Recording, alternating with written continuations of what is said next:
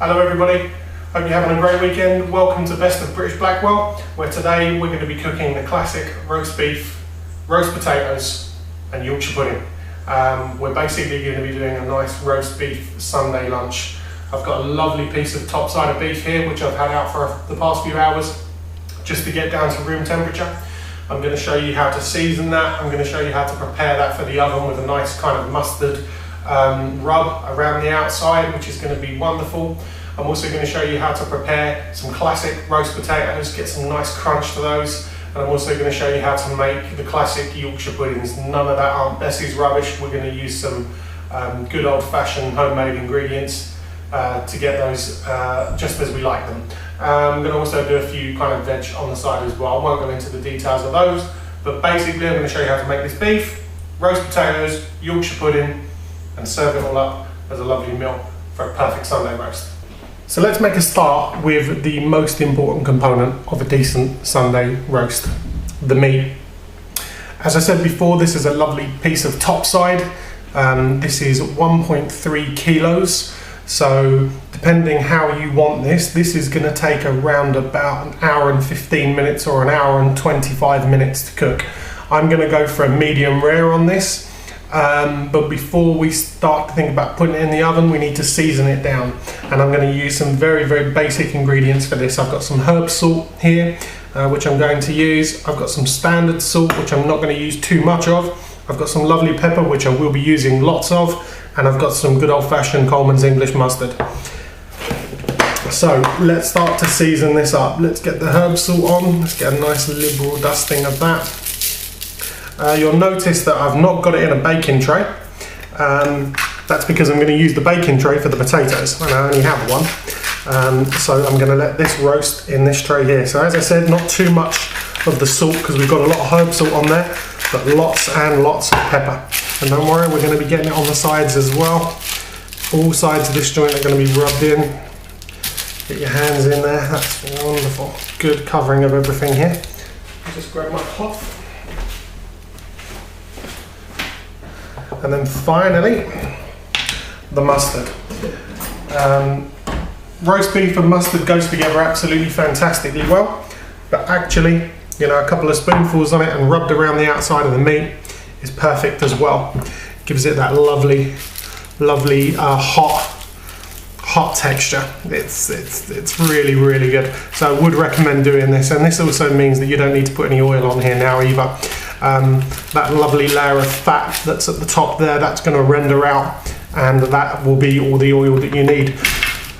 Basically, whack this on the tray, stick it in the oven at about 150, something like that. You can go a bit hotter if you like, 180 to 150, something like that, for about an hour and a half. That's going to be ready to sit, stand and carve up. Okay, so next up we're going to prepare the Yorkshire pudding mix. I prepare this really early in the cook because I like to let it sit and stand for a while to develop some more bubbles and let the mixture actually settle and develop into itself. It's quite important that you introduce a lot of air into this mix as well, because that's what's going to make these rise at the cooking stage. So what I've got in here is some plain flour. I'm going to add just a little tiny bit more. I do all of this by eye. I don't really measure things out. A little tad more, I think, and that would be enough. It's 2 eggs.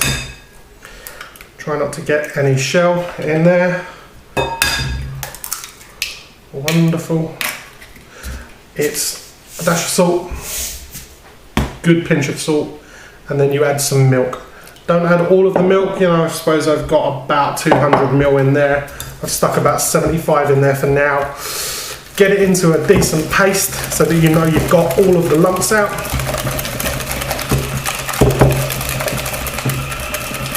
Sorry, I'm whisking away and there's a train going past outside, which is no good for me. Add a little tiny bit more milk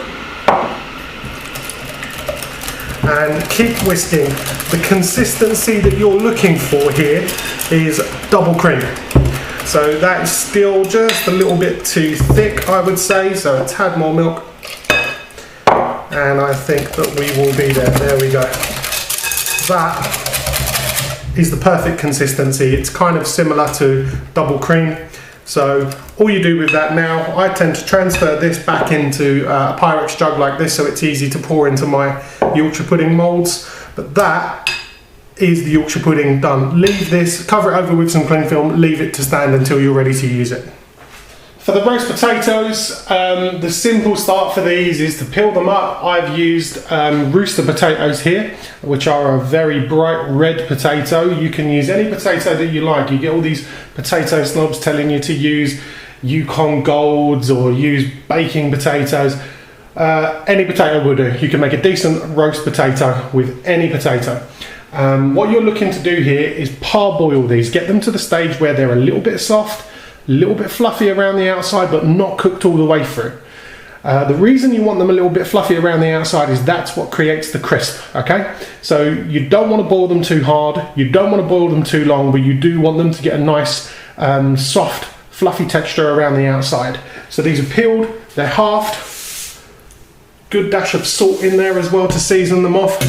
Get those on the hob, parboil them for around 7 or 8 minutes, then take them straight off. I'll show you what they look like when they're done.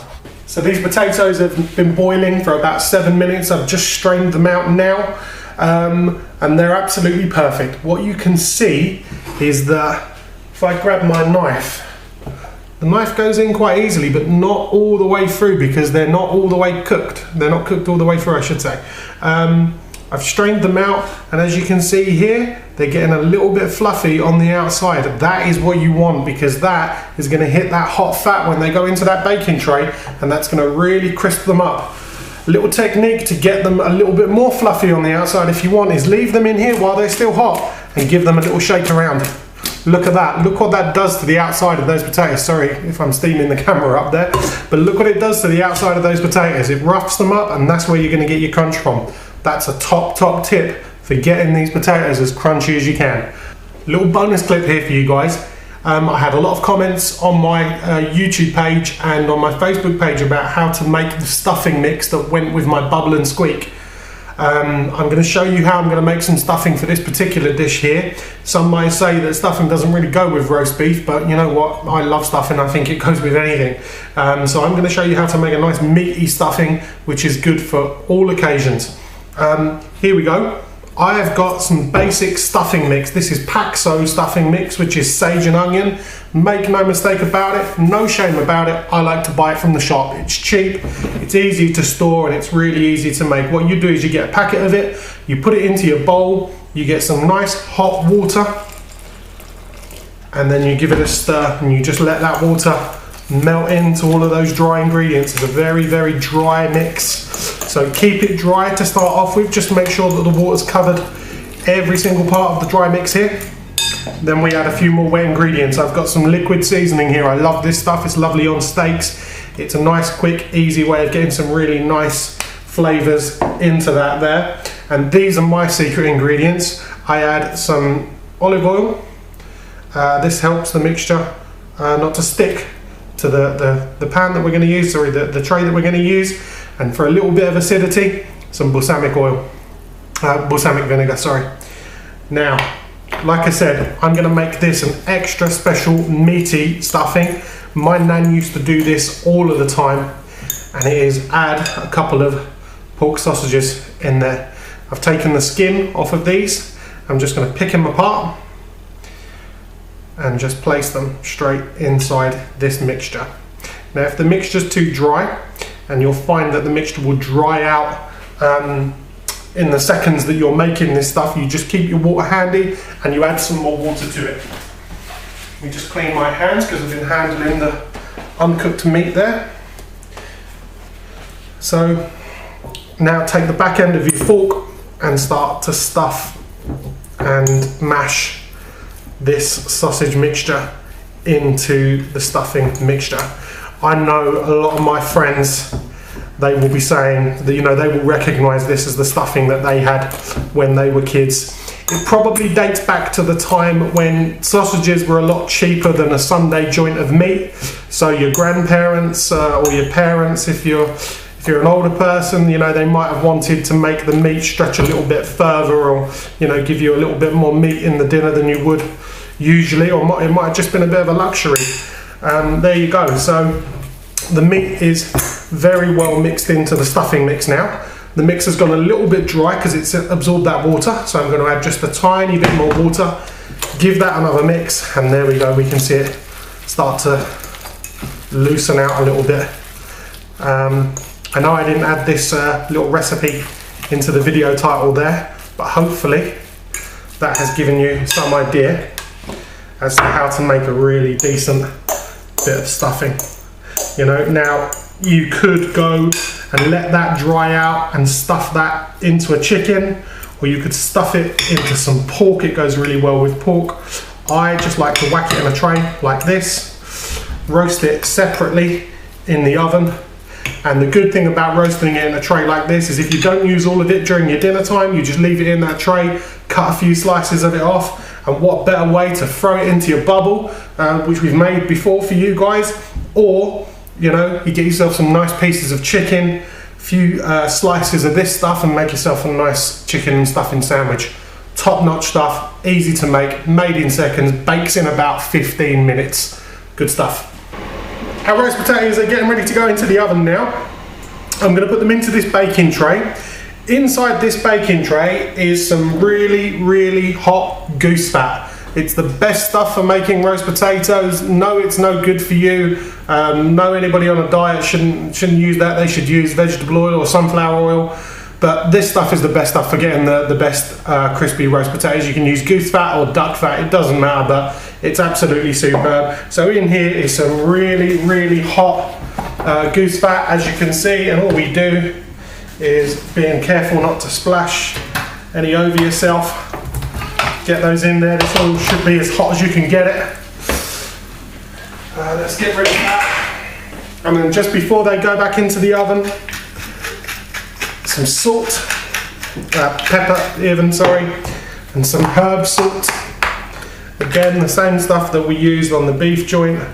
Give them a good dusting of that, and a few garlic granules, again, just to taste. Get them in there, give them a bit of a shake around in the oil, and then get them straight back into the oven on about 180, and then in about an hour's time these are going to be ready. Keep looking in the oven, making sure that they're going a nice colour and giving them a good turn. You'll see these in about an hour's time. When everything's ready, these will look superb. So dinner's nearly ready. The beef is cooked. The potatoes are very, very nearly done, and the vegetables are just boiling away. The very last thing to sort out is our Yorkshire puddings. So here, I'm doing a lot of Yorkshire puddings today, just to show you how well they come out. What I've done is I've filled these Yorkshire pudding trays with some goose fat. You can use vegetable oil or olive oil. I always use goose fat because it just tastes so much better. You can see I've half filled these trays up, and then what you do is you preheat an oven to the highest temperature that it will go, get it in there, and then you wait until this gets to a temperature where it's smoking hot. So what we're going to do is we're going to put these into the oven now. This oven is as hot as it will go. Just put them in there. Wait until they're smoking hot. And then we get our Yorkshire pudding mix and fill them up. Okay, so this fat's ready now. You can see it's absolutely smoking hot, which is as hot as we can get it. And this Yorkshire pudding mix has been waiting in the fridge, ready for this to be poured in. And look at the reaction it gets when it hits that hot oil. That is exactly what you're looking for. That's what's going to make these Yorkshire puddings rise and jump out of the oven exactly how you want them. Just fill them up. It's roughly half and half. Look at that. That is about perfect. And you stick them back in the oven on about 220 degrees for the next 15 or 20 minutes. The meat is all ready to go now, so it's been cooking for the last hour and 10 or hour and 15 minutes. It's been resting for the last 10 or 15 minutes as well. So what we're going to do is we're going to take the strings out of this, because the last thing you want is somebody getting a piece of string whilst they're eating their meat. So just take these off completely. You don't need those anymore at all. You can see that the piece of meat that we had earlier today has really shrunk down in size. Beef does that, don't worry about that at all. That's nothing to do with the way that it's been cooked. That's just to do with the nature of the meat. I've gone for a medium well sort of cook here.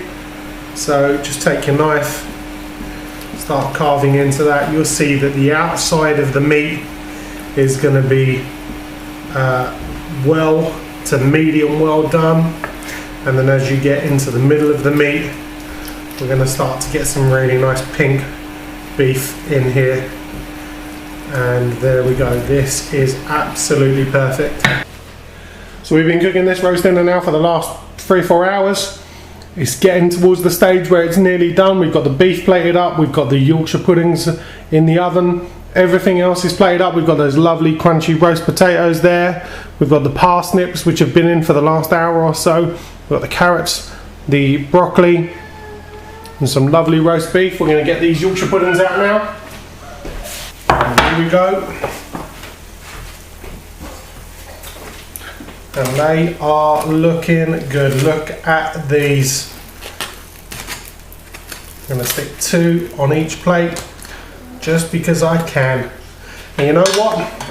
All your leftovers, they can go into a lovely bubble and squeak. Now I've showed you how to do that before. I'm going to leave the link to my bubble and squeak on the bottom of this video, so click onto that and I'll show you how to use these leftovers. But actually, Sunday dinner time now, family time, enjoy.